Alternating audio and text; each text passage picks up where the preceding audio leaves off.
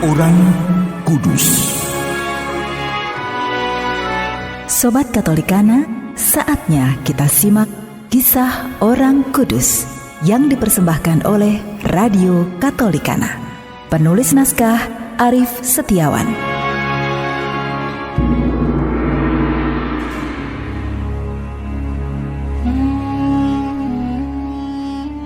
Saudara-saudari, hari ini kita akan mengikuti kisah Santo Bruno, seorang pengaku iman.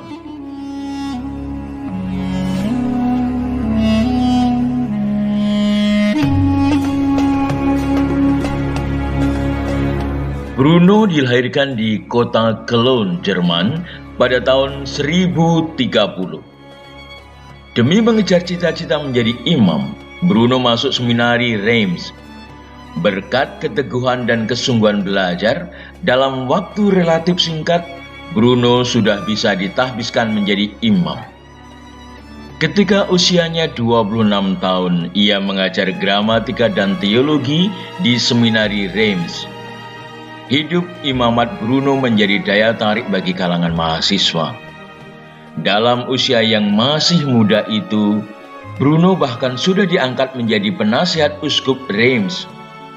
Kesempatan emas ini menghantarkannya masuk dan menghadap uskup Grenoble untuk meminta suatu tempat di mana kelak ia mendirikan ordo Kartusian.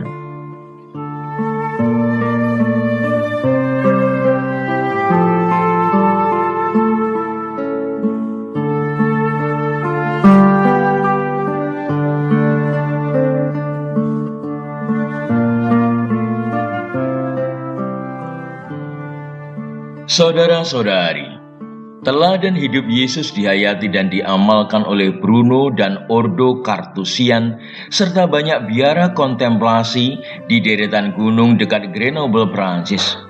Tempat ini disebut La Grande Cartrousse.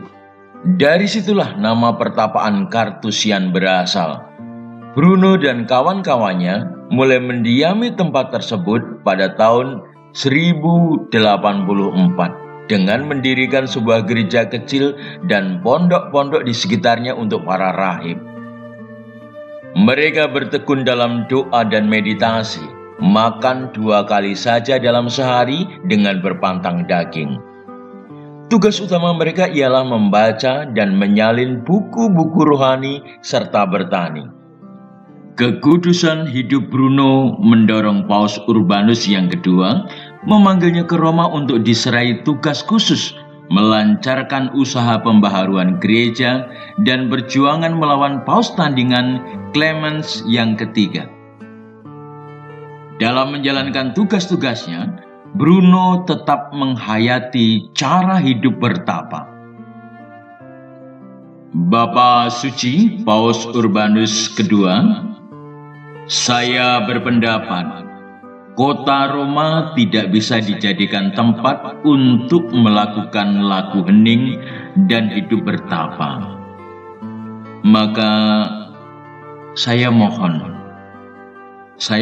Bapa Suci, saya bisa ditempatkan ke dalam hidup pertapaan. Alasan itu dikemukakan karena menurut Bruno, Roma adalah wilayah yang sangat sibuk serta bising. Akhirnya, Bruno berhasil mendirikan pertapaan baru bernama La Torre.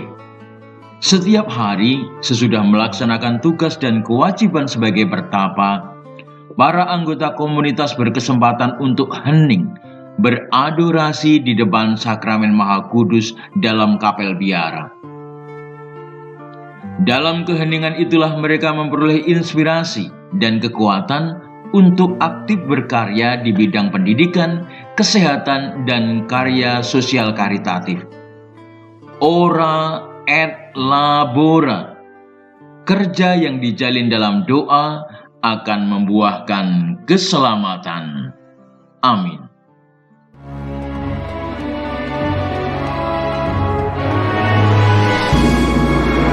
Demikian kisah orang kudus hari ini.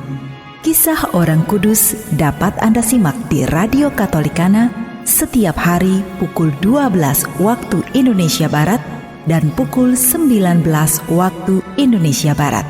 Sampai jumpa di Kisah Orang Kudus selanjutnya.